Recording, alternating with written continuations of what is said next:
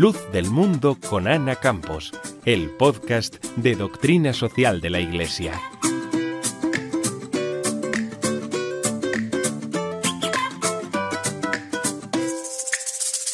Bienvenidos una vez más a nuestro podcast de Doctrina Social de la Iglesia.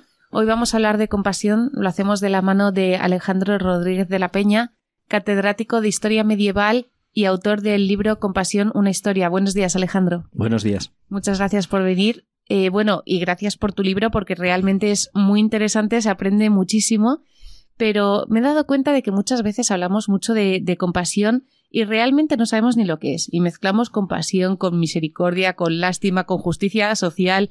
De hecho, tú hablas mucho también de aprender el significado auténtico. ¿Cuál es? Pues el significado auténtico, si uno habla de compasión cristiana, tiene que ver con una empatía hacia el sufrimiento ajeno que implica una disposición para compartir ese sufrimiento. Si ese sufrimiento se vive desde la distancia, desde una solidaridad, podemos decir, que no se traduce en vivir ese sufrimiento, que es de donde viene la expresión compasión, de sufrir con el que sufre, pues realmente estamos no ante compasión, sino ante una especie de solidaridad o simpatía, pero no ante auténtica compasión. Podemos decir entonces que es padecer con. Sí. ¿Y ese padecer qué supone? Pues supone que la compasión tiene una dimensión sacrificial, en el sentido de que uno sacrifica su bienestar desde la distancia, su situación cómoda de un círculo donde uno intenta evitar el sufrimiento, y su manera de vivir el amor hacia la persona que sufre, su compasión, su misericordia, es hacer algo al respecto de ese sufrimiento y con una implicación. De ahí que toda la tradición religiosa universal, en general, y muy particularmente la bíblica, compadecerse de alguien implica una renuncia al bienestar propio y un querer implicarse en el sufrimiento ajeno, porque todo el que ama sufre. Si tú amas a alguien, esa persona te importa. Y si te importa y sufre, no puede ser desde la distancia. Luego ya esa compasión se puede traducir en la caridad, que es una manera de compasión, pero no es la única. Es decir, la compasión no necesariamente se traduce en actos de caridad, puede traducirse en otro tipo de compasión. Pero desde luego parte de la mirada compasiva, y la mirada compasiva implica sufrir con el que sufre. Si no nos afecta el sufrimiento del otro, es que realmente no nos estamos compadeciendo. Hay una clara delimitación entre lo que es solidaridad ética y compasión. Son actitudes distintas, pero que muchas veces, como has dicho tú muy bien, se mezclan hoy día. Parece que es lo mismo y no es lo mismo. Entonces, esta solidaridad ética, ¿dónde tendría ese límite y a partir de dónde sería compasión? Pues cuando uno se implica en cargar una cruz, en el caso cristiano lo decimos con ese lenguaje, cargar la cruz del sufrimiento ajeno y vivir ese sufrimiento como propio, que en el caso de la solidaridad ética es más unos principios, un seguir la regla de oro de Kant, que es, y que a su vez viene de la regla de oro del mundo antiguo, de la filosofía clásica, que es hacer el bien a los demás o hacer a los demás lo que quieres que te hagan a ti, pero que en ningún caso en lo que es la solidaridad ética se pide a la persona que hace ese bien, que sigue la regla de oro, que sufra, o que haga el bien a un enemigo, o que haga el bien a alguien que pueda ser una amenaza, mientras en el caso cristiano esa compasión incluye al enemigo, incluye a aquel que es una amenaza, incluye a aquel que puede suponer un perjuicio a ayudarle. Por eso tiene esa dimensión sacrificial, porque no es una solidaridad fácil, implica una renuncia. Por eso está muy ligada en origen siempre a una forma de vida ascética, a una forma de vida de renuncia. Es muy difícil vivir una auténtica compasión si uno quiere que sus intereses prevalezcan, si uno no está dispuesto a renunciar a nada. Lo que uno entonces vive es una solidaridad que es un principio que hay que valorar, es un gran avance en la ética frente al el hombre lobo para el hombre, a la lucha de todos contra todos, donde el ser humano ajeno te es indiferente, pasar a intentar hacer el bien en la medida de lo posible, pues fue un gran avance ético en la humanidad. Pero Cristo no vino a decir eso. Eso ya se decía en la tradición rabínica, lo decían los filósofos de varias escuelas, la socrática, la estoica. El gran avance cristiano es la dimensión sacrificial de la compasión. La misericordia cristiana implica cruz, implica, pues lo que, por decir un ejemplo que el oyente pueda entender, implica en su grado máximo la vida del santo, que es ir a donde hay sufrimiento y sufrir con los que sufren, no desde tu comodidad, desde tu estatus, ¿no? ¿Podemos entonces decir que compasión y misericordia sí son sinónimos? Sí, no exactamente, pero son mucho más sinónimos que compasión y solidaridad o compasión y mera empatía. La misericordia podemos decir que es la forma de compasión cristiana, específica cristiana, porque hay compasión en otras religiones. La forma cristiana específica sería la misericordia. ¿Sí? ¿Qué supone esta forma cristiana? La dimensión sacrificial, es decir, la forma de amar que, por ejemplo, encarna la Madre Teresa, limpiando las llagas de leprosos que no conoce de nada, que no tienen nada que ver con ella, o que encarna la parábola del samaritano. Recuérdese que el samaritano es el arquetipo del hereje, es peor que el pagano para el judaísmo antiguo. Los goyim, los paganos, los gentiles, era un grupo de personas que el judaísmo miraba con desprecio y sospecha, pero el samaritano era la figura herética, era aún peor que el gentil. Y es la figura que elige Cristo para explicar en qué consiste el amor que él predica. Incluye a aquel que puede ser lo más ajeno a ti, lo más hostil a ti, y a esa persona es a la que elige para que entienda los que le oyen que ese amor es sacrificial y además incluye a todos los seres humanos, sin excepción.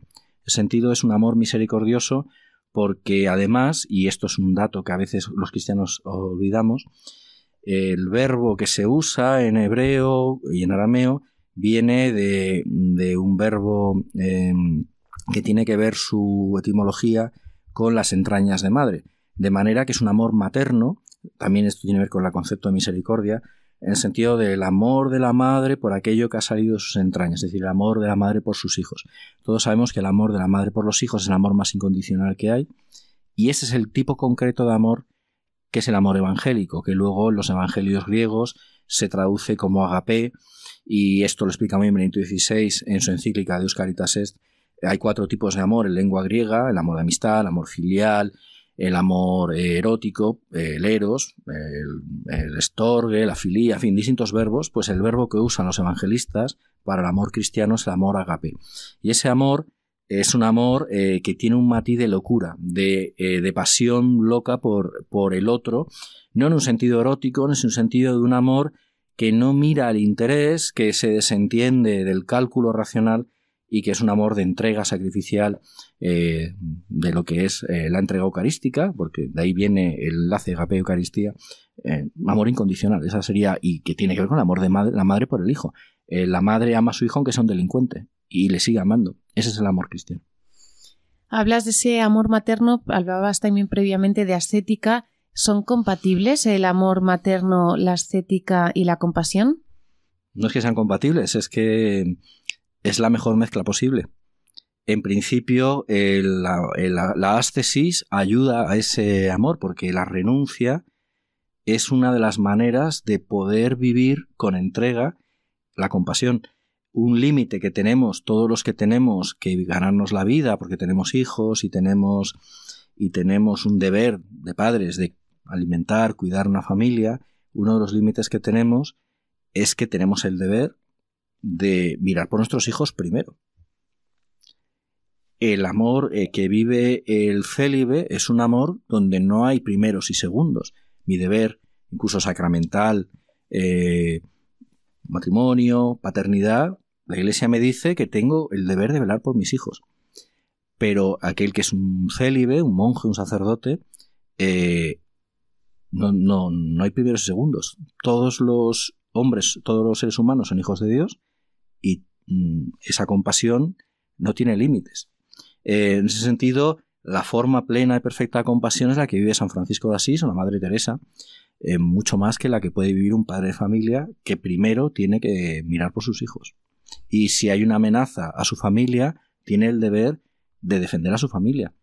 Y esto es importante, por eso en la tradición cristiana, y no solo la cristiana, pero muy específicamente la cristiana, siempre se ha dicho que la forma perfecta de vida cristiana tiene que ver con la renuncia. la ascesis, es decir, no tener intereses, porque los intereses son un límite entre el sufrimiento del otro y el tuyo. En el momento que tus intereses se ven amenazados, y si eres padre de familia o madre de familia, tienes el deber de defender los intereses de tu familia, pues ahí hay un deber moral y social que puede ser a veces un problema de cara a una plena compasión con el otro, con el que no tiene nada que ver contigo, con el extraño, el ajeno, el enemigo. Defiendes que no practicamos casi la compasión. ¿Es porque nos volcamos en la familia o no tiene nada que ver? No tiene nada que ver. Al revés. En principio, aquel que no es... la compasión no significa no cuidar a tu familia, significa que todo aquello que haces por tu familia tienes que intentar hacerlo por los demás. Si eres mal hijo, mal padre, mal hermano, ¿cómo vas a ser bueno con los demás? O sea, primero, aquel que no demuestra capacidad de amar con los cercanos, ¿cómo va a tener con los lejanos? Es al revés, realmente, y creo que es a lo que tú apuntas, lo que se está dando es, primero, que hay una solidaridad de supermercado fácil, frívola, banalizada, donde cualquier acto de solidaridad fácil, normalmente una ayuda monetaria, se presenta como compasión, cuando realmente es más bien una solidaridad fácil.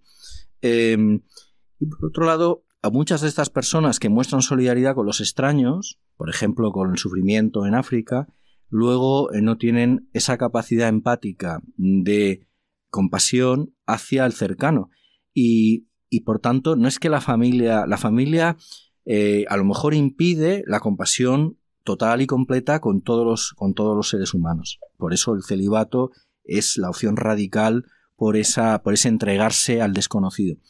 Pero, sin duda, aquella persona que no ama a los cercanos, no es un buen padre, no es un buen hermano, no es un buen hijo, desde luego, y luego muestra solidaridad, lo que demuestra es que no tiene empatía real hacia el sufrimiento, lo que tiene es ideología, lo que tiene es hipocresía, y esto pasa mucho en nuestras sociedades, y incluso a veces cuando se muestra empatía hacia el sufrimiento de animales, de mascotas, o de personas muy lejanas en otro continente, a través de donativos o gestos de solidaridad, y luego ante el sufrimiento del necesitado inmediato, el ser humano inmediato que te encuentras en una situación de necesidad, pues en nuestra sociedad, de hecho, hay ejemplos cercanos.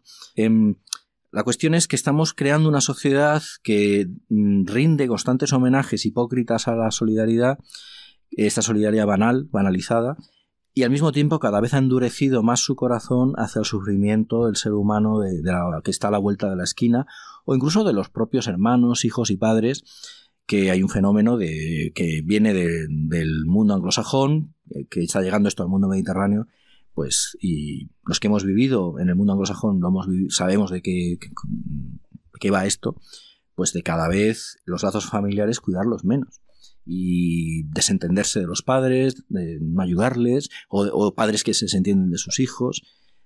Esto revela la hipocresía profunda de esta supuesta sociedad compasiva, que lo que es una sociedad de la hipocresía. Y vuelvo a insistir, el que no vive la compasión en su familia es incapaz de demostrar real compasión hacia el desconocido. Esto es así. Pero, ¿qué dice la Iglesia? Veo que además has traído el libro del Catecismo. ¿Qué dice la Iglesia sobre este tema? Bueno, sobre esto dice mucho, pero esencialmente si uno coge el Catecismo, yo recomiendo ver tres aspectos. Ver lo que dice el Catecismo sobre el padre y la madre en la familia cristiana, ver lo que dice el Catecismo sobre la guerra y los necesitados, sobre cómo uno debe vivir las situaciones de violencia y las situaciones de necesidad, y luego sobre la misericordia de Dios como Padre misericordioso. En los tres casos estamos ante momentos de incluso una gran belleza en la redacción del Catecismo, evidentemente haciéndose eco de citas de los padres de la Iglesia, de la Biblia, y aquí es donde se ve que la compasión es el gran punto, el eje referencial de la ética cristiana. El cristianismo no va de compasión, el cristianismo va de sacrificio y redención en cruz de Jesucristo. O sea, Jesucristo no es que viniera a enseñar la compasión, Los cristianos, los católicos, sabemos que lo esencial que hizo Cristo fue redimirnos del pecado a través de la pasión y muerte en cruz, pero desde el punto de vista de la ética, de lo que es el modo de vida evangélico, sin duda el centro del evangelio es la misericordia.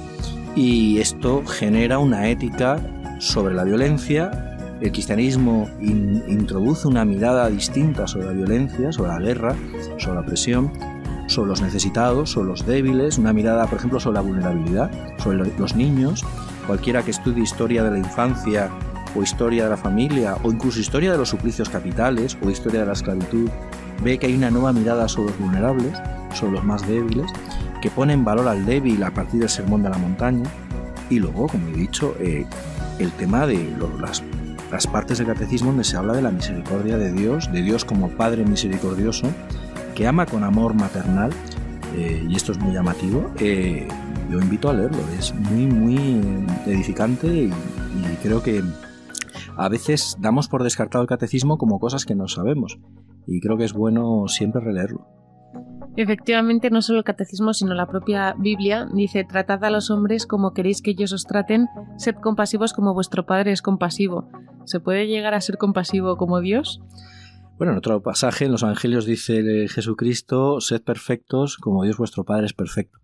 El cristianismo vive una tensión constante desde sus inicios sobre la llamada a la perfección, la llamada a la santidad, que es universal, y la inmensa dificultad de esa santidad. Pues te respondo con la misma respuesta que daba San Agustín. En el ser humano hay una abundancia de pecado, desde el pecado original. El ser humano en esta naturaleza tiende al egoísmo y por tanto, como le dicen los apóstoles al Señor, ¿no? Esto que pides es imposible. Lo dicen de otra forma, pero este es el mensaje. Pero está la gracia. Donde abundó el pecado, sobreabundó la gracia. Y aquí recomiendo leer mucho a San Agustín. Solo la gracia hace posible la compasión. Sin gracia, la compasión auténtica es imposible, porque tener compasión por tu hijo es fácil. Eso lo tienen no los animales, que no es compasión, pero sí el animal tiene el instinto de proteger, salvo alguna especie, a sus crías, ¿no? Y los seres humanos del Paleolítico se ha demostrado que tenían instintos paternales de protección sobre sus hijos, sobre su clan, familia, tribu. Eso es fácil. Y de hecho puede ser un criminal, puede ser... Incluso estos funcionarios siempre se pone este ejemplo, ¿no? He hablado antes de la banalización de la compasión. Pensemos en la banalización de la violencia. En los campos de concentración nazis o en el Gulag soviético, gente que era buenas personas, buenos vecinos, padres de familia ejemplares que querían a sus hijos, que hubieran dado la vida por sus hijos y luego asesinaban niños. Niños judíos, o veían en el Gulag soviético cómo morían niños de hambre y de frío sin hacer nada al respecto. Luego, compasión, ¿en qué sentido es imposible sin la gracia? Tener compasión por un desconocido que puede ser una amenaza real para los tuyos, o para tu ciudad, o para tu país, o para tu forma de vida. Es decir, compasión por el extraño. Y compasión no es dar una limosna, dar un donativo. Compasión es implicarse en el sufrimiento de ese extraño. Es algo que todos los instintos humanos son contrarios, porque el instinto de supervivencia lo tenemos como especie. En principio el instinto de supervivencia te dice, y además seguro que hemos vivido, los oyentes estarán pensando en situaciones así, ¿voy a ayudar a este extraño que puede ser una amenaza potencial para mí? Que no sé si le voy a ayudar y me va a matar luego, me va a robar. Eso es gracia.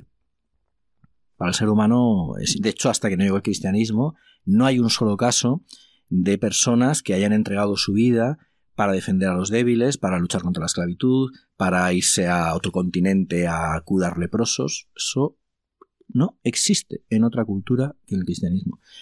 La idea de yo lo dejo todo, Madre Teresa, y me voy al leprosario de Calcuta, exige la gracia. Una persona, y me ponen los ejemplos, que si Médicos Mundi, eso son tareas puntuales, que son muy admirables, y mi reconocimiento para ellos. Estas personas solidarias, laicas, que se van un año a ayudar a África, pero dedican la vida entera. Citabas a San Agustín, yo también me quedo con otra frase de San Agustín que decía: Señor, pide lo que quieras, pero dame lo que pides. Porque efectivamente sin la gracia humanamente no lo veo muy viable. Se ha puesto además en contacto con nosotros Lucía a través de nuestro correo comunicación@acdp.es para preguntarnos si, como decía Nietzsche, cuando se tiene compasión se pierde fuerza. porque dice que a veces el hecho de ser cristiano pues hace que nos sentamos un poco tontos o estúpidos por aquello de poner la otra mejilla o de perdonar hasta 70 veces 7. ¿Crees que el hecho de ser compasivo nos muestra débiles y hace que efectivamente perdamos fuerza? Este es un debate interesantísimo. La pregunta, la verdad, es que me parece muy interesante. A ver, empezando por la cita de Nietzsche. Nietzsche vivió un episodio que, por cierto, está reflejado de otra manera en Dostoyevsky, que es biográfico, real, y que revela el problema de Nietzsche psicológico, parte del trastorno mental que tuvo al final de su vida. Este hombre, que era un genio, sin duda, tenía problemas psicológicos, como le pasa a muchos genios. Este episodio ocurre en Turín, cuando él ve cómo está no sé qué palabra usar, una especie de carretero, de persona que lleva un carromato apaleando a un asno o una mula, no recuerdo exactamente, de forma brutal, por algo que había hecho mal. Pues Nietzsche, al presenciar ese apaleamiento brutal de la mula o el asno por parte del carretero, sufre una crisis nerviosa. Es incapaz de soportar la visión de ese sufrimiento. Esto, en una escena de Dostoyevsky muy parecida. Nietzsche toma la figura del idiota de Dostoyevsky para decir que eso es el cristiano, el idiota. Es decir, que está oyente el tonto, ¿no? Y a veces hay un cristianismo bobalicón que Nietzsche denuncia, aburguesado, buenista, el de todo el mundo es bueno, que puede encajar en la figura del idiota Dostoyevsky, en el sentido de un buenismo infantiloide. Ahora, el cristiano auténtico, y es algo que Nietzsche no supo ver, pero que cualquier conocedor a fondo del cristianismo, hay que tener en cuenta que el cristianismo conocido Nietzsche es el cristianismo, su padre era pastor protestante, y es un cristianismo ya muy aburguesado y que ha olvidado buena parte de la tradición original cristiana. El cristianismo no es alguien que es débil. El cristianismo, a diferencia de la tradición clásica que Nietzsche quiere poner en valor, Nietzsche defiende el concepto homérico de que el bueno es el excelente, el fuerte, el héroe, Aquiles, ¿no? Un héroe que es asesino o violador, cuidado, pero que es excelente. Eso es la arete homérica que defiende Nietzsche, ¿no? Ser bueno es ser el mejor, poderoso, valiente, bello, heroico. Y lo malo en esa ética nietzscheana homérica es el pobre, el débil, el enfermo, el feo. El enfermo, en general. Esos enfermos, según Nietzsche, son los del resentimiento en la moral, porque como son débiles, defienden una ética de la debilidad. Y en realidad eso es una falsedad, es una falacia, porque el cristianismo dice no es que tú seas débil, es que ames a los débiles, que ames la debilidad, que ames al vulnerable, al enfermo, al débil, al pobre, al necesitado, que es el sermón de la montaña, las bienaventuranzas. Pero tú tienes que ser más fuerte que el héroe homérico, porque, atención, tienes que dominar todos tus impulsos animales de supervivencia y ejerciendo una inmensa voluntad, a la cual solo la gracia puede hacer posible esa victoria, porque la voluntad nunca puede con el animal que tenemos dentro, sola, necesita la gracia, pero tienes que, en un ejercicio de superación inmenso, que es heroico, por eso en la tradición católica, cuando ya sabrán los oyentes, ahí es bien conocido, que hay una figura que se llama las virtudes heroicas. Antes del milagro, beatificación, y luego la canonización, está lo que se llama las virtudes heroicas. Heroicas. Porque lo que hizo Madre Teresa es propio de un héroe, de una heroína en este caso. O lo que hizo San Francisco, tantos santos. La santidad es heroica porque exige superar todos tus impulsos, todos tus instintos, todos tus egoísmos, y eso no es de idiota. Es decir, el santo es alguien que sabe que lo que está haciendo le perjudica, y aún así lo hace. Porque abraza la cruz, igual que Cristo no era idiota. Cristo sabía perfectamente lo que le iban a hacer y abrazó la cruz y aceptó. Esa aceptación del dolor, del sufrimiento, que contrasta tanto con la acción de Buda. Buda lo que hace es decir, no quiero sufrir, luego abandono a mi familia y me retiro a hacer una vida ascética, pero que en la cual no sufro porque no tengo contacto con otros seres humanos. Esa no es la vida cristiana. La vida cristiana es yo sé dónde me meto, voy a un calvario y el acto heroico es lo acepto.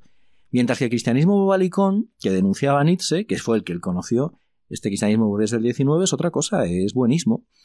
Pero eso no tiene que ver con el cristianismo. El cristianismo es una religión que a través de la gracia te da virtudes heroicas, no es el buenismo bobalicón que es esa caricatura de el bueno en el sentido del tonto.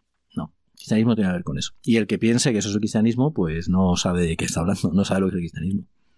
Ejerciendo esa compasión que dices de amor al débil, ¿se le puede exigir que crezca en fortaleza? Sin duda, sin duda. Claro, es que la Iglesia siempre ha hablado de 7 virtudes, las 3 teologales y las 4 cardinales. Está en San Pablo.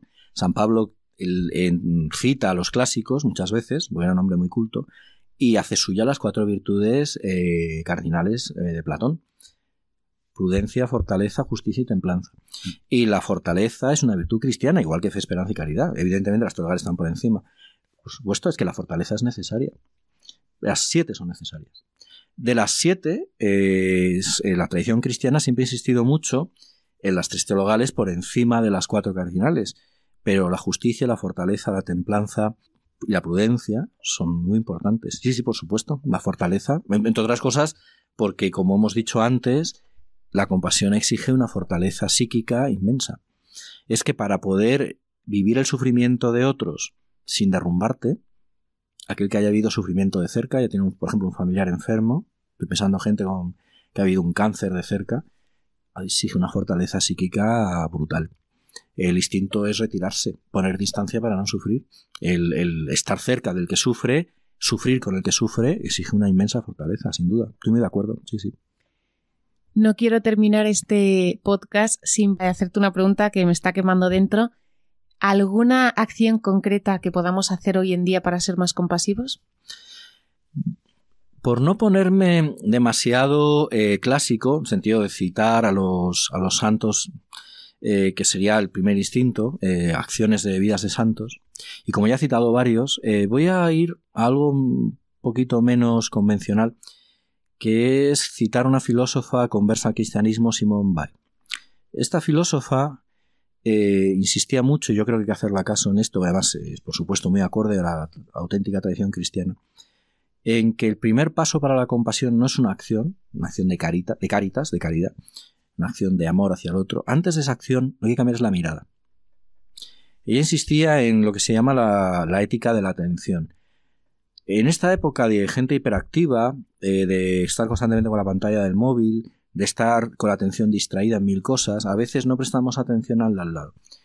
La primera fase de la compasión, antes de empezar a vivir la compasión como sacrificio, es mirar al otro con atención.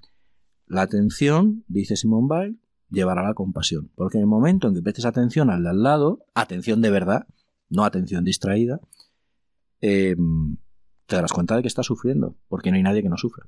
Unos sufren más, otros menos. Y en el momento en que veas a tu alrededor sufrimiento, surgirá respuesta compasiva. Pero gato, empieza por la atención. Si no prestas atención, tu compasión es imposible que surja. Luego yo llamaré la atención sobre eso. La mirada de atención. Deberes difíciles, dejar la pantalla y centrar esa mirada, ¿eh? Pues muchísimas gracias, Alejandro. No quiero terminar sin volver a recomendar tu libro, Compasión, una historia, editado por CEU Ediciones y el Instituto CEU de Humanidades Ángel Ayala. Enhorabuena por esta gran obra. Muchas gracias. Y nada, invito a todos los oyentes a leerla porque de verdad es una maravilla y muchas gracias por estar aquí. Un placer. Muchas gracias. Puedes seguir nuestros podcasts en iVoox, nuestra página web y redes sociales acdp.es y acdp_es.